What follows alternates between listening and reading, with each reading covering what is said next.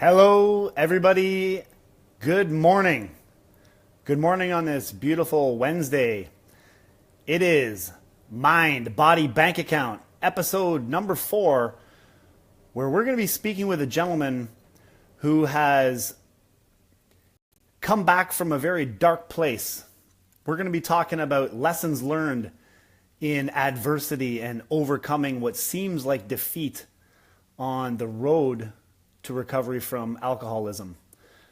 I'm very fortunate to be joined with a gentleman today who has traveled that road and has many pearls of wisdom that he's going to be able to share with us today from firsthand account. So before I get Mr. Randy Bassett on the line with us, just let me share with you a little bit about what our podcast aims to do. And that is to give you the tools that you need so that you can build the life that you desire.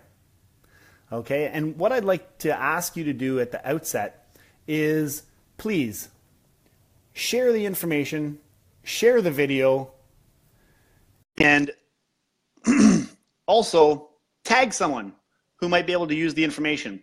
I can guarantee you that the information that is going to be shared today will be of extreme benefit to someone you love, someone you live with, maybe even yourself. So, sharing is caring. Please share the information that is shared with you today. All right? And for those of you who do share, I've got a special offer. And all I need you to do is share the video and send me a personal message. And what we're going to be able to do is send you free tickets to the Business Wealth Summit that is happening in Vaughan on Tuesday, January the 30th.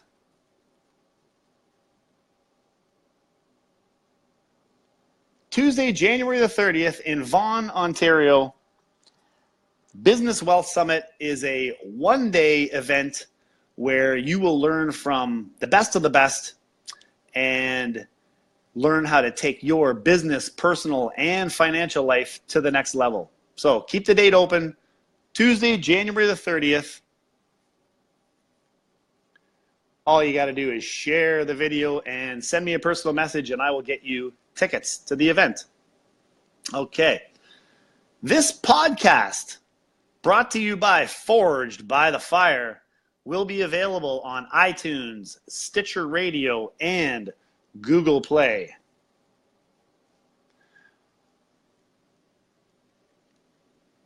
So we're just waiting for our guests to come on here. We had some technical difficulty last time. Things have been ironed out, believe it or not, and we will be ready to go in just a moment. Okay, so as we get ready for Randy to come on the line, let me share a little bit about him with you. Randy is a blogger. He's an author. He's an entrepreneur. He is a charity co-founder. But most importantly, what he wanted me to share with you is that he is a father and he is a husband, most importantly. So that's pretty powerful.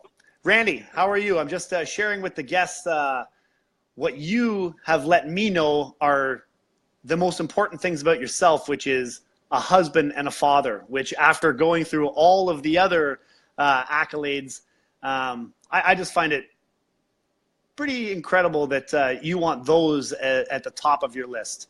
Most people would want to have someone brag about them being an author, an entrepreneur, a charity co-founder.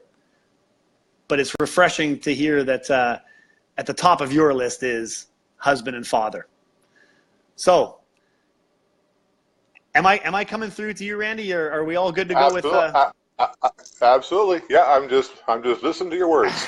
Awesome. So I just spent a brief moment sharing with the folks watching that we would like them to share this information as much as possible because especially with the topic that we're going to discuss here, there are going to be folks out there who are going to watch now who may not have the opportunity to watch unless someone does share it. And those folks could really use the information that you're going to share today. They may have a loved one. They may have someone in the home with them. They themselves may be traveling down a dark path, and the chat that you're going to have today could provide them with a little bit of light at the end of their dark tunnel. So without now, correct me if I'm wrong, blogger, View from the Edge. That is your current blog project. Am I correct? That is correct. I started about a month and a half ago, and it deals with some of the issues we're going to talk about today, plus a whole lot more. And it's early, so there's still more to come, but there's still some stuff out there that people can bite into. And basically, it's taking my family's story, my own story, and trying to create hope for folks, hope for teens, hope for their parents, hope for young adults that still feel pinned by ties that hold them back from their past. This is my hope. That's great. That's great. Now, author as well. Tell me about, and I know you're humble, so you don't want to say you're an author. Okay. Well, no, I've contributed to a book. I don't have it here in front of me, I'm sorry, but it is a best-selling book on Amazon. I've contributed to a chapter to that book. Eons ago, I've written for different technology books as well too. So I'm in the midst of writing a book right now based on my own family, on my own story as well too. Well, that's great. I know that this is probably not going to be our last time chatting, and I can't wait when that book does come out, and we'll share it with as many people as we can to hopefully touch some lives out there. So, I appreciate it. Data and Web CPR. That's your business focusing on nonprofit charities, helping them attract donors and volunteers. Am I right there as well? Yes, you are. I've been self-employed for getting close to 15 years or so. I'm doing software development, but over the last little while, I wanted to focus the company a little bit more on website development, but even further to that, I want to focus in on charities and nonprofits, a little near and dear to my heart. I recognize, I was running a charity, I recognize the challenge of raising funds and attracting volunteers and retaining them. And so I want to go out and use the skills I developed in this world, in this tech world, to try and help other nonprofits and charities get over some of the challenges I know they're probably having. Absolutely. And the charity that you are a co-founder of, Opening Hearts. And just share a little bit about what Opening Hearts does. Sure. We started about 6 years ago now, and the name itself came from the fact my little daughter was born and had opening heart surgery when she was 13 or 15 days of age, and the challenges that we went through, and realized so many people reaching out and touching us that we thought we just felt compelled. It was a driving need. It wasn't. It was almost an obligation to do something back to the community. And so with a few folks in the community that came aboard with us, we started Opening Hearts, and we are proud now that we run a couple of unique programs in our community and beyond. One is called Heart Tote, where we have tote bags of supplies and goodies that we give to families with children with special needs in the community who are struggling. And we recently sent one out as far out as Calgary. So we're getting a little bit of a reach. It takes time. But the project I especially love is the one called SIB Shops, where we support the siblings of the children with special needs. And we've run that for a few years. We just spun off SIB Teens. We're looking at a teenage group. And we're looking over the next year or two to hopefully run off a SIB Tots group. We're looking at supporting kids that are in the 5, 6, and 7-year range. So we're pretty proud that we're able to address some needs in the community and support the entire family. Wow. You've got a full plate and an open heart.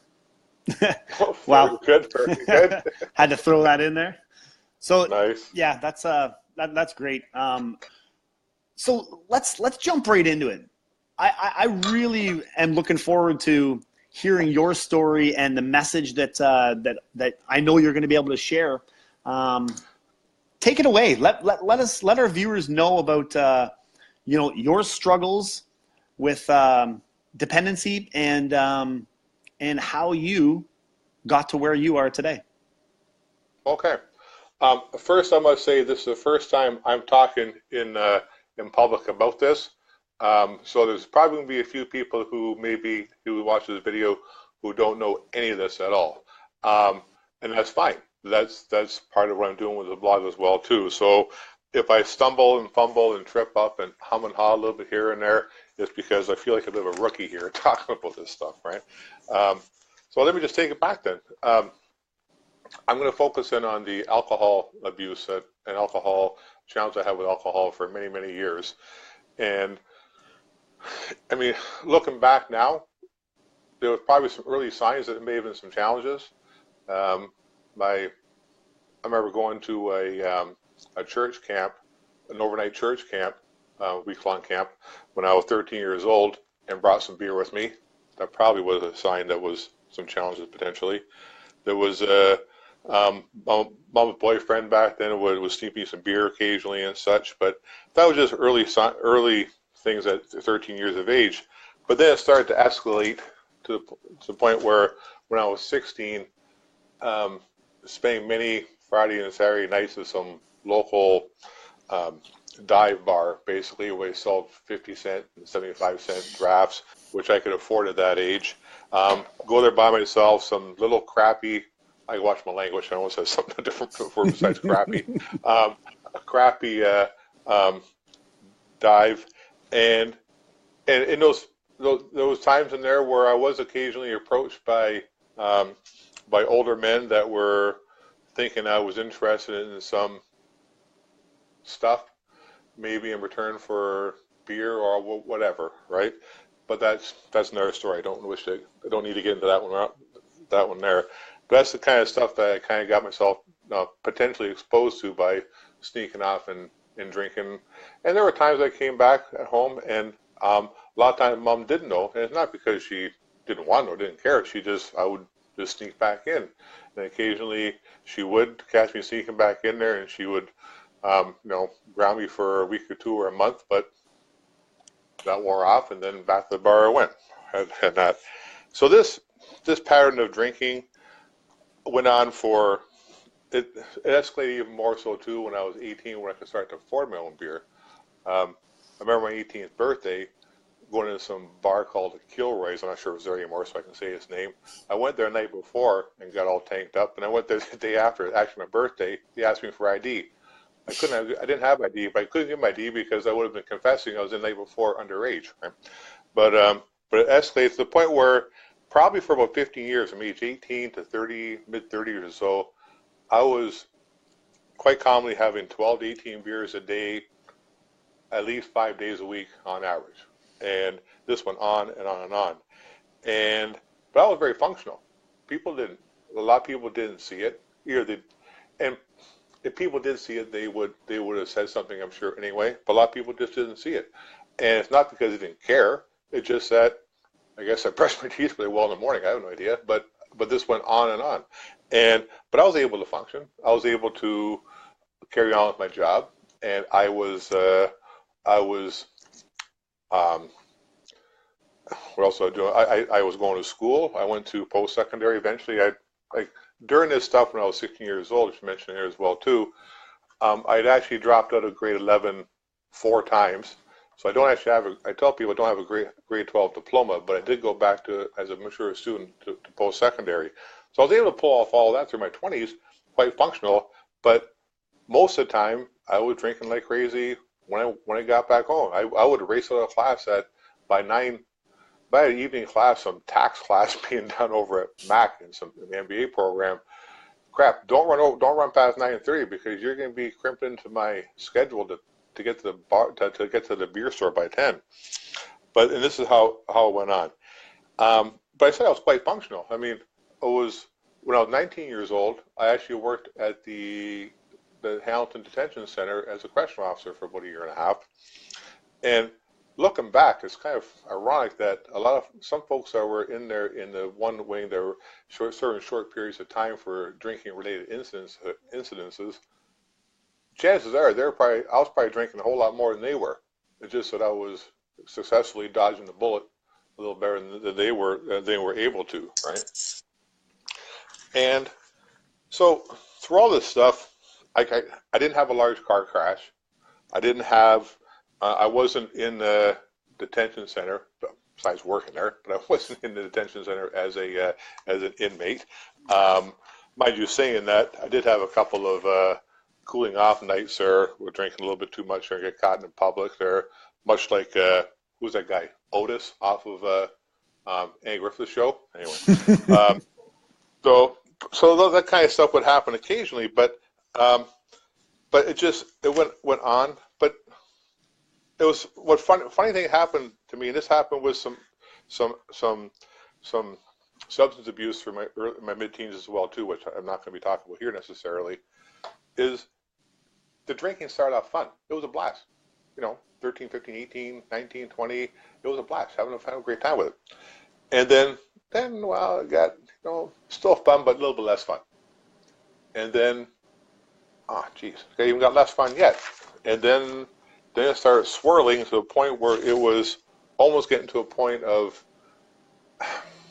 it put you into a state of almost depression, and to the point where you almost hit a point of despair. And this is a cycle that I noticed when I was with the substance abuse, that this cycle I went through, with alcohol, the same pattern as well too, from having a blast with it to the point where this thing that used to be a friend, it seemed like a friend, somehow turned on me. But there was still some internal driver that was chugging me along, that even if this thing was still seemed like it was dragging me down, there was still some internal driver that was pulling the behavior where I tell you, but in my especially in my mid-20s onward, I must have quit drinking 50, 100 times. But each of those quitting sessions will last maybe 24 to 48 hours, right? Yeah. So it was like, as soon as you get to that last beer, you had the 18th beer, you're going, that's it, man. I'm not having any more. I'm going to be done. Well, yeah, I was done that night. I ran out and everything was closed, but, I was done. And this is it. I'm no more. I can't do this anymore. And the next morning, whatever little ticking going on inside there that drove me to the previous day would carry on. And I'm not I may be weak in some ways, but I don't consider myself a relatively weak person. So, looking back, it's even hard for me still. I have a bare handle on it now, trying to identify what those internal drivers may have been that kept me moving along to that made me forget my promise to quit the night before. So I've been through, and you get to the point where despair, where honestly there were times in my teens and a couple times in my 20s where suicide seemed like the way out. Suicide seemed like an easier path to go than and to end this, and to knowing I was going to be dropping into this point of despair, or get to that point and thinking suicide was the way to go. And thankfully, I didn't succeed in my efforts along those lines there, because as it turned out, there was light at the end of the tunnel. It's just that the light was too small or too dim for me to even notice whatsoever, right? Wow. And so this went on, and it's funny, I guess, like I said, I didn't have a large car crash. I've heard stories of people wrapping their cars around trees and costing $30,000 damage, or people losing their family and kids. I hear those kind of stories. Or, they got thrown in jail for a few months there, and that was their eye-opener. And my eye-opener was, in retrospect, so subtle, it was almost lame. But it was what worked for me. And the tipping point for me is one night with I'm on my second marriage now, so I was at my ex-in-law's place, drinking way too much, about 2 o'clock in the morning, stumbling around in the garage, I think, and singing. I thought I wasn't singing very loud, but after about 18 beers, you're not singing. You're singing very loud all the time.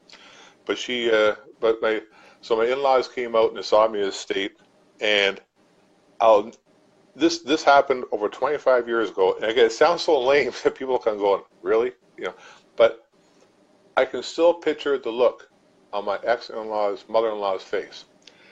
That she looked at me with dismay and hurt in her eyes. It almost brings a tear in my eyes just looking at me right now. Think about it right now. She wasn't angry. She wasn't disgusted. She wasn't pissed off with me. It wasn't none of that kind of stuff there. She was actually hurt, and she was in dismay, and it's like she couldn't believe what she saw. And I found out that at that point in that time, I also found out before, like a couple of instances before, where I was seeing where the power of respect for somebody can trump fear in a heartbeat. If done right, if done well, if done by the right person, if had the respect for the person. And I did have a lot of respect for this person. I tell you, another question, I'll go back to this thing in a sector, but when I was about 19, I had a social worker, and I remember some stuff that happened, and it was, I think it may have landed me in a hospital, or I don't, some drug drinking thing or whatever. And I can remember this guy coming in, we'll call him Bob, and all he said to me, he looked me in the eye and he goes, "Randy, I'm disappointed in you." And he turned around and left the room. That happened almost 40 years ago. It was a punch in the gut, and I'll never, ever forget that. And what the lesson I got there, and I got back to the thing with my in-laws as well too, what I learned from that one there was that he could come in, so he could send somebody else in, or a couple of other people there with a bunch of baseball bats and beat the shit out of me, right? I might remember that, but it may not have had the impact his few words did because of what he meant to me, right? So with this, it wasn't, like I said, a major car crash. It was just having shaken the respect, or having to run the risk of losing the respect of someone that has so much love for, that at that point in time was my tipping point. It was just the tipping point. and I stopped drinking from that point there for at least a couple of years. And then Max and I parted ways, and then and I met a person, Sue, who was to be my wife now, and we've been married for a long, about 17 years now, a couple of kids. But after I left my ex, I thought, I could give this drinking thing a go again. I got licked. It's been a couple of years, no big deal. Nah, not so much. It didn't take long to be swirling around the drain pretty quickly again, and I saw a very similar look in my then girlfriend, who I said was now my wife's eyes, and in her tone and stuff there. Again, she was a little annoyed. She had a combination of annoyed, but dismay and disgust, all that stuff wrapped up in there. But I had way too much love and respect for her that I just stopped, and has stopped since. And that was almost 20 years ago. I have a half a glass of champagne on New Year's Eve. It's kind of a joke now. So that's my drinking extent. So it wasn't a. There's a couple other things as well too. But as far as the tipping point, to me, the biggest thing, both situations, was the power of recognizing who I was impacting and the need to stop that. Right. So, now, do you have any? Okay, I'm not the interviewer, but do you have any questions? Right now? I'm just soaking it in, and I didn't want to interrupt you because you're touching on some things that I think anyone who's listening can understand. That idea of having the respect for someone, and you put that at a higher level. I understand. I can feel the feeling that you must have felt as well. Not that I've struggled with things as deep as alcoholism, but having someone who you look up to and respect, I can understand how that can move you to do great things. So, yeah, wow. Yeah. And I was going to ask you, was there a specific moment? Like, did you get thrown in the back of a cop car? Did your girlfriend leave you? Those types of things. Was there something that that happened that was the big? Okay, this is it. I'm changing now. But it was, but it's not a moment that will ever go onto somebody's it's not sexy enough to be on a TV show or a movie, right? Yeah. And that's fine. I'm okay with that. But what it was for, and looking back now, when you can have 20 years worth of budding wisdom going on, is that I had to get to a point where, like all behavior, I mean, I see it now, back then, and even now. I mean, people do stuff and not even know what's pushing them along down, what they're doing day to day.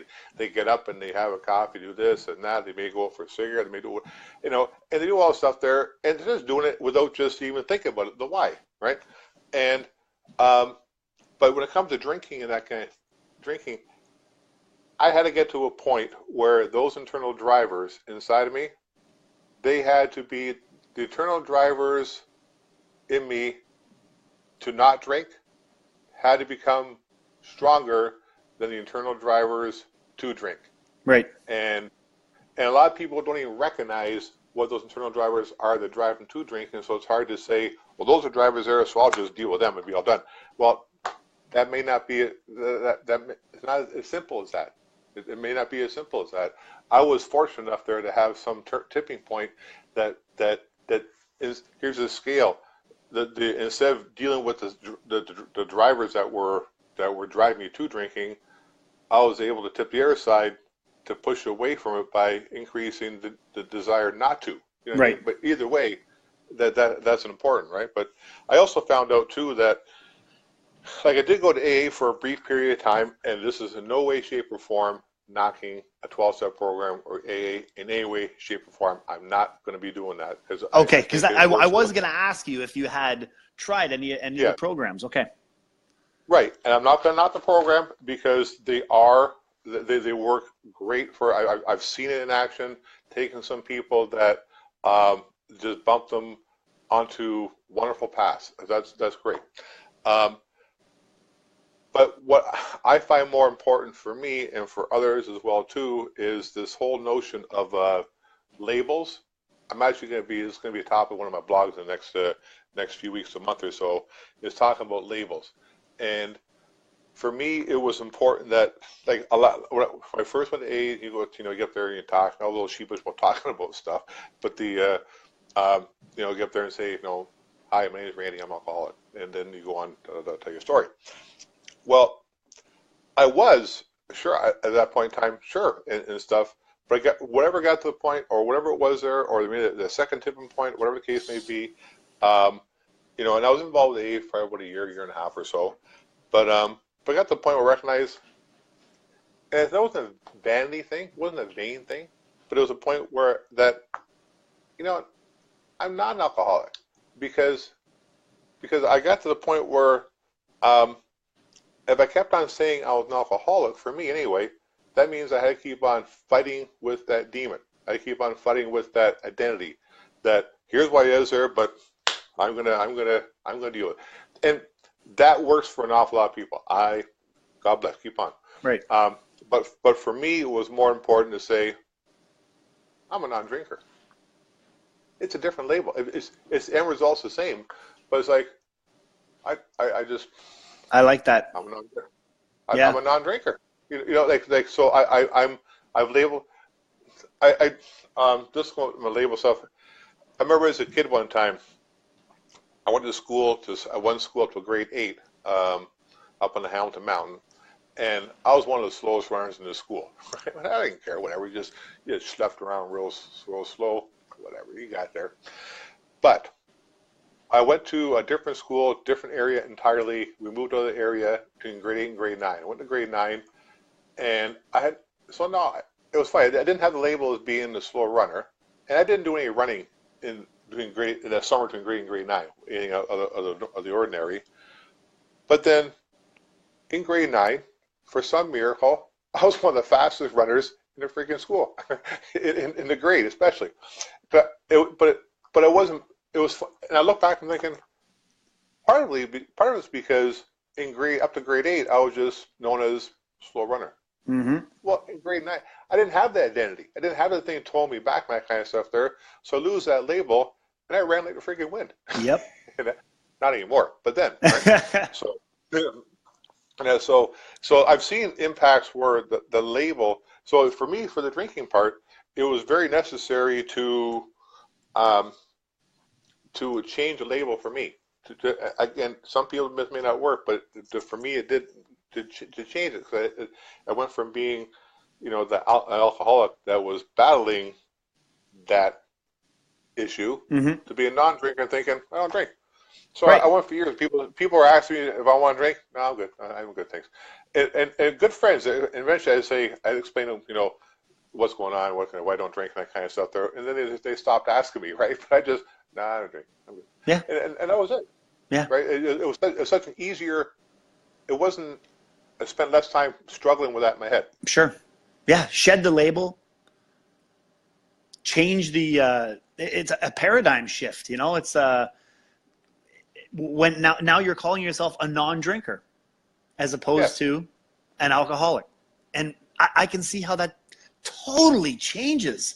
It's like thoughts are things, Oh yeah. and yeah. So I think that's powerful, making that change. Yeah, it worked for me just amazingly so, right?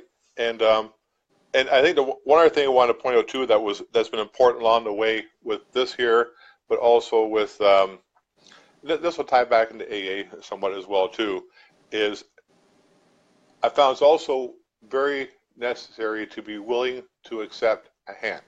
A lot of us are in the community, a lot of people in the community that may do charitable work and all that, which is just fantastic.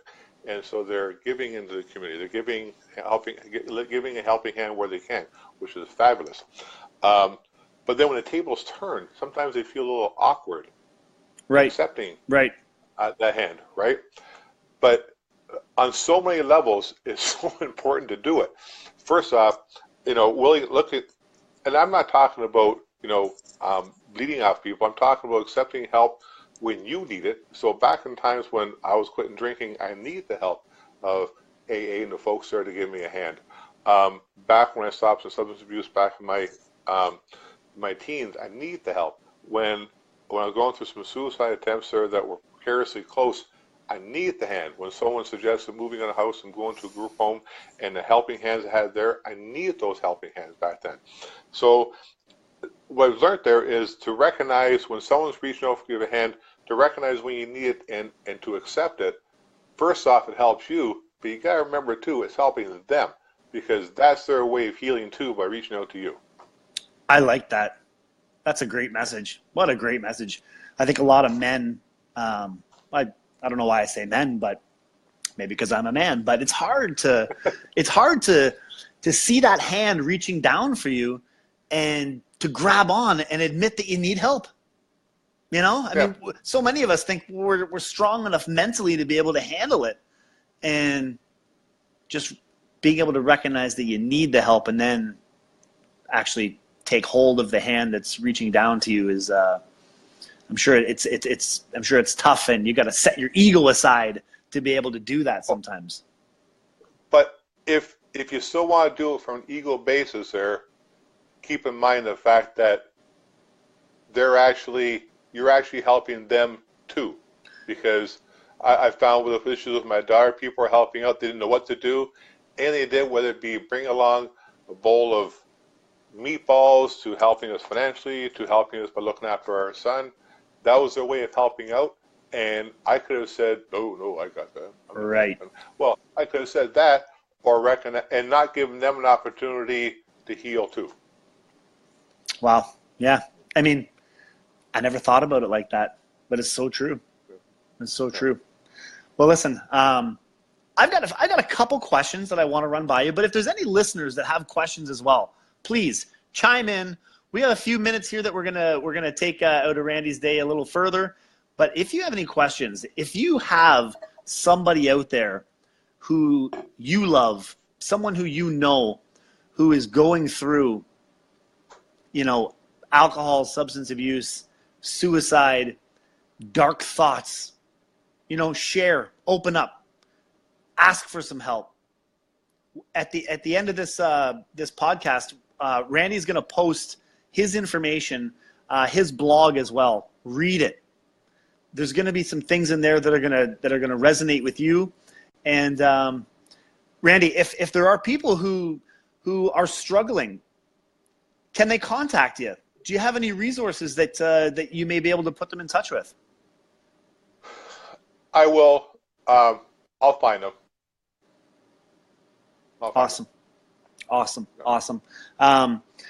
So yeah, I mean, you touched on the trigger. Your trigger wasn't something that was blatant. It was, like you say, a little more subdued. But that might help other people just recognize that it doesn't always need to be a brick falling out of the sky on your head. You may need to look at those little nuances in your life and just start to be open to realizing that you may have an issue that needs to be addressed, and sometimes it may not be, like I said, the brick falling out of the sky on your head. No, and rock bottom for people is not, the rock bottom is not necessarily, living on the streets of, it's a big city like Toronto, homeless, that kind of stuff. There's other, because actually a lot of people in that situation there who have not hit rock bottom yet. So, I mean, so that's all different from people to people, really, from person to person, right? So to identify how close you're getting to it could be an emotional rock bottom. And so, yeah, keep an eye on, like, it's sometimes hard to, because you get those internal drivers that are pulling you along, but paying attention to the people around you and impact on them. Yes. But again, it depends on your makeup too. To me, respect was such a powerful thing. Respect for people was such a powerful thing that it was almost easy driver for you to be pushed by. Right, and obviously that respect is what moves you, and for others it may be something else. But yeah, well, exactly. Incredible. I mean, I want to keep you on for another hour because I just want to hear more about your story. And I'm not just saying that as lip service. I strongly believe that there are more people out there than we could ever imagine who are hurting and just need to hear that there's someone else out there who is going through and has gone through something similar and made it out of that tunnel through that darkness in a better place. And it looks like you've done that. And Dan, your heart's in the right spot. I mean, charity work and giving back is just absolutely huge. So I can't wait to talk with you further about some of those other endeavors that you have in the future. Sure. But Randy, as we wrap things up here, because I know you have a busy day, please share with us in the comments some of your information.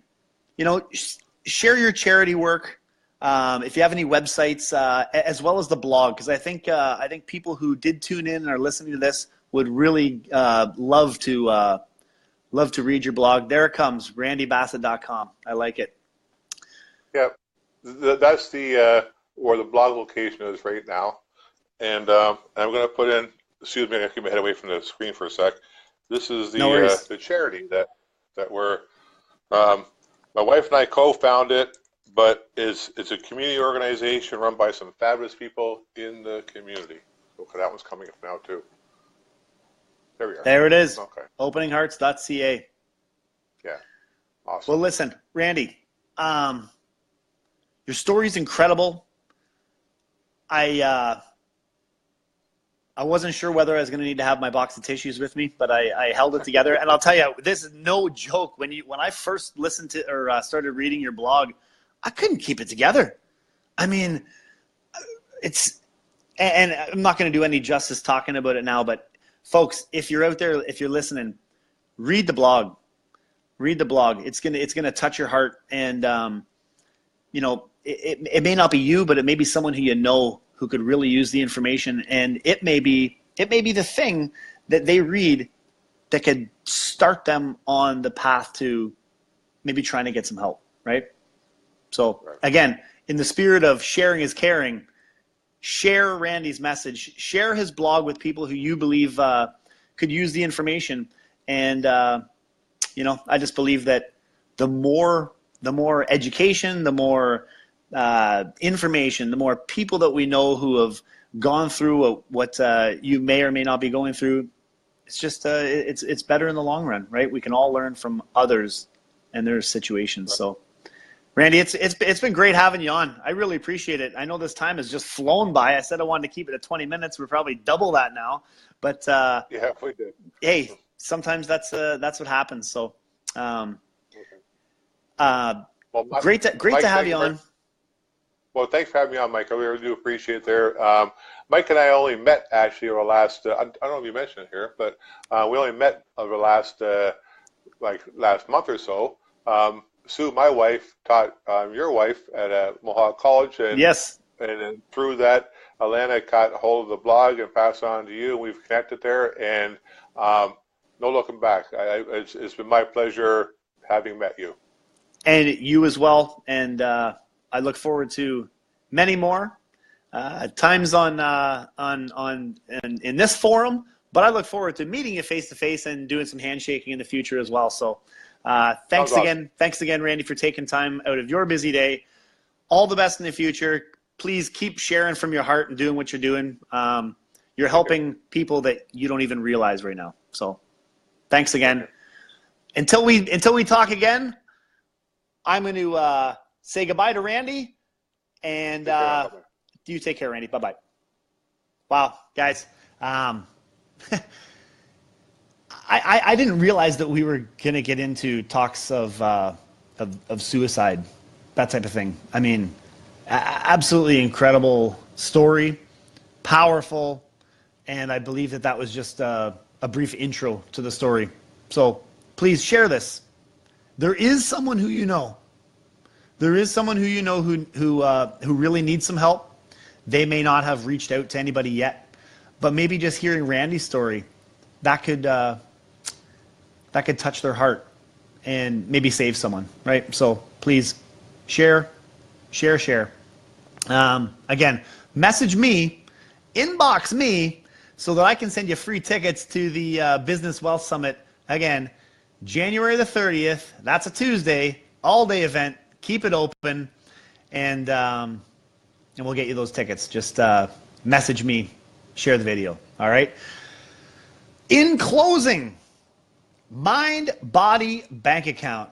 We are here again to give you the tools that you need to build the life that you want. And until we meet again, keep your mind open, keep your body strong, and keep your bank account growing. We're over and out. We'll be back for episode 5. Remember, catch us on iTunes, Stitcher Radio, and Google Play. It's Mike Kett. We're forged by the fire. Take care of yourself. Bye-bye.